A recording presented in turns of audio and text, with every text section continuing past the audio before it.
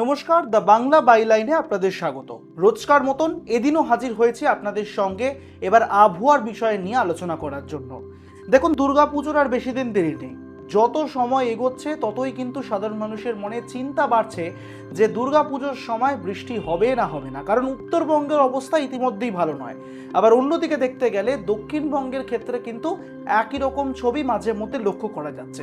জেলায় জেলায় ঝেঁপে বৃষ্টি আসছে, কখনো কখনো বজ্রপাত সহ মেঘের সঞ্চার ঘটছে।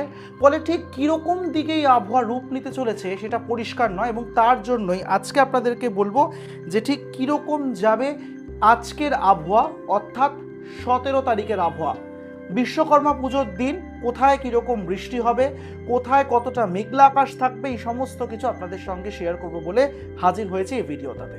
সময় নষ্ট করব না, সরাসরি আপনাদেরকে নিয়ে যাব উপগ্রহ চিত্রে। প্রত্যেক দিন যেরকম দেখায় আজকেও উপগ্রহ চিত্রে হাওয়া চলাচল ঠিক কীরকম হবে, জলীয় বাষ্প ঢুকছে নাকি, এই সমস্ত তথ্য দিয়ে শুরু করব আজকের এই প্রতিবেদন। যেমনটা আপনাদেরকে বলছিলাম যে এখন যেই সময়টা আমরা দাঁড়িয়ে রয়েছি ঠিক সেই সময়টাতে কিন্তু উত্তরবঙ্গের ছবি খারাপ, দক্ষিণবঙ্গের তবু কিছুটা স্বস্তি রয়েছে, কিন্তু আবার ঘর্মাক্ত বোধ।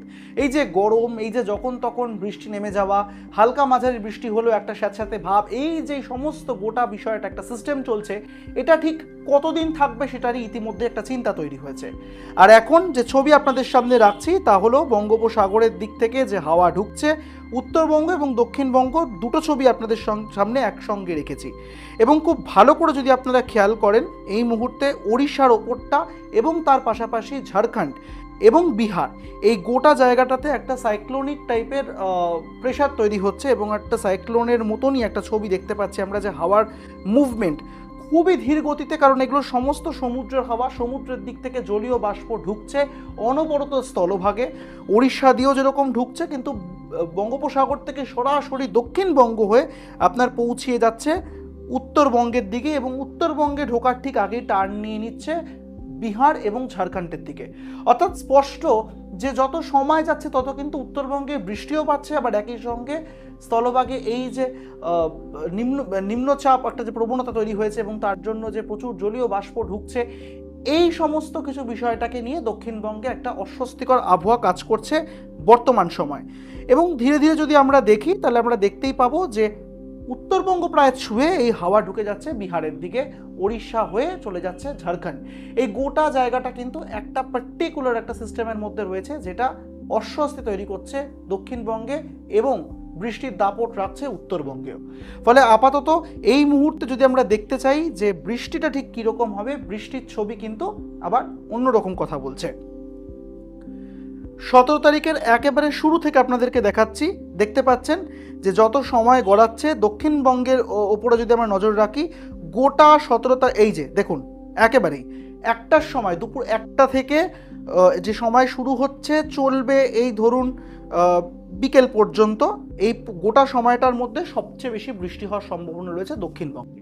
এবার কোথায় কীরকম অ্যালার্ট সেগুলো তো আপনাদেরকে জানাবো আলাদা করে, যেরকম রোজ জানাই।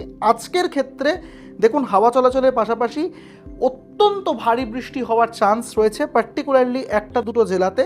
এবং সেটা আপনাদেরকে বলি, যত দুপুর এগোবে, মানে দুপুর 1-2 এই সময়টায় খেয়াল করুন, ঝাড়খণ্ড এবং বাংলার বর্ডার এই এলাকাটাতে একদিকে দুমকা দেখতে পাচ্ছেন আপনারা, অন্যদিকে সিউড়ির ছবি দেখতে পাচ্ছেন, দুর্গাপুর, চিত্তরঞ্জন, আসানসোল সংলগ্ন রামপুরহাট এবং ঘুষকরা, বোলপুর, মানে বর্ধমানের অঞ্চলটাও রয়ে গিয়েছে। এই সমস্ত অঞ্চলের ওপরে অত্যন্ত ভারী বৃষ্টিপাত হতে পারে ঠিক 5টার সময়, মানে 4টে থেকে যদি 6টা টাইমটাকে ভেঙে নেন দিনের, তাহলে সেই সময়টাতে অতিরিক্ত বৃষ্টিপাতের একটা সম্ভাবনা লক্ষ্য করা যাচ্ছে এই এলাকাগুলোতে। এবার দ্রুত আপনাদেরকে দেখাই যে একটু করে যদি আমরা উত্তরবঙ্গের দিকে যাই, উত্তরবঙ্গের ছবিটা কীরকম, কারণ উত্তরবঙ্গে আগে থেকেই কিন্তু খুব একটা পরিস্থিতি ভালো ছিল না। তো 17 তারিখের ছবি আপনাদের সামনে রাখছি। দেখুন উত্তরবঙ্গে যত সময় এগোবে, ভোরবেলা, তারপর 8টা, 9টা, 10টা করে যত আমরা সময় এগোচ্ছি তত দেখতে পাচ্ছি বৃষ্টিপাত হবে। একেবারে যে খুব ইন্টেন্স পয়েন্ট তৈরি হয়েছে যেরকম দক্ষিণবঙ্গে, সেরকম ছবি না হলেও বৃষ্টিপাত হবে, এটা কিন্তু একেবারে পরিষ্কার করে দিচ্ছে আলিপুর আবহাওয়া দপ্তর। 18 তারিখ পর্যন্ত পৌঁছিয়ে গেছি, 18 তারিখ পর্যন্ত কিন্তু বৃষ্টিপাত নাগাড়ে চলবে, কিন্তু তার পাশাপাশি খুব ভারী মাত্রাতে বৃষ্টি হলেও দক্ষিণবঙ্গে যে একটা লাল অঞ্চল আমরা দেখতে পারলাম, একটা ওয়ার্নিং দেখতে পেলাম, সেই ছবিটা কিন্তু উত্তরবঙ্গের ক্ষেত্রে নেই। এই ছিল উপগ্রহ চিত্রের ছবি আপনাদেরকে যেমনটা আজকের এই প্রতিবেদনে দেখালাম। আর এবার সরাসরি আপনাদেরকে নিয়ে যাব কি ওয়ার্নিং রয়েছে, রেইনফল ওয়ার্নিং, তার পাশাপাশি রাজ্যের আর কোন কোন জেলায় কীরকম সতর্কবার্তা দিচ্ছে আলিপুর আবহাওয়া দপ্তর সেটা আপনাদের সামনে রাখবো। খুব দ্রুত আপনাদেরকে বলে দিই, সেরকম একটা পরিবর্তন হয়নি, কারণ এই যে 16 থেকে 18 তারিখের যে রেইনফল ম্যাপ দেওয়া হয়েছিল সেখানেও কিন্তু পরিষ্কার দেখা যাচ্ছে যে গোটা বাংলা জুড়ে ওয়াইড স্প্রেড রেন, ভারী বৃষ্টিপাতের সম্ভাবনা রয়েছে আলিপুর আবহাওয়া দপ্তরের তরফে। আর এর পরে পরে যদি আপনাদেরকে নিয়ে যাই একটু ওয়ার্নিং ম্যাপের দিকে, ওয়ার্নিং ম্যাপ 17 তারিখ কী বলছে দেখুন। খারাপ অবস্থা উত্তরবঙ্গের, কারণ উত্তরবঙ্গের উত্তর দিনাজপুর, জলপাইগুড়ি, আলিপুরদুয়ার, কালিম্পং, কোচবিহার, তার সঙ্গে দার্জিলিং সব জায়গাতে বজ্রপাতের সম্ভাবনা, কমলা সতর্কতা। তার পাশাপাশি দেখতে পাচ্ছেন ঘন্টায় 30 থেকে 40 কিলোমিটার বেগে দমকা ঝোড়ো হাওয়া বইতে পারে, 7 থেকে 20 সেন্টিমিটার পর্যন্ত বৃষ্টি হতে পারে এই সকল জায়গাতে। উত্তর দিনাজপুর এবং জলপাইগুড়িতে যদি আমরা লক্ষ্য করি তাহলে সেই ক্ষেত্রে কালিম্পং এবং দার্জিলিং এই সব জায়গাগুলোতে 7 থেকে 11 সেন্টিমিটার বৃষ্টি হতে পারে। দক্ষিণ দিনাজপুর এবং মালদাতে হলুদ সতর্কতা রয়েছে, বজ্রপাতের সতর্কতাও রয়েছে, ঝোড়ো হাওয়াও বইবে। দক্ষিণবঙ্গের সমগ্র দক্ষিণবঙ্গে আপনার হলুদ সতর্কতা, তার সঙ্গে বজ্রপাতের সম্ভাবনা রয়েছে। 30 থেকে 40 কিলোমিটার বেগে দমকা ঝোড়ো হাওয়া বইবে। বিক্ষিপ্তভাবে ভারী বৃষ্টি না হলেও হালকা মাঝারি বৃষ্টিপাতের কিন্তু সম্ভাবনা রয়েছে।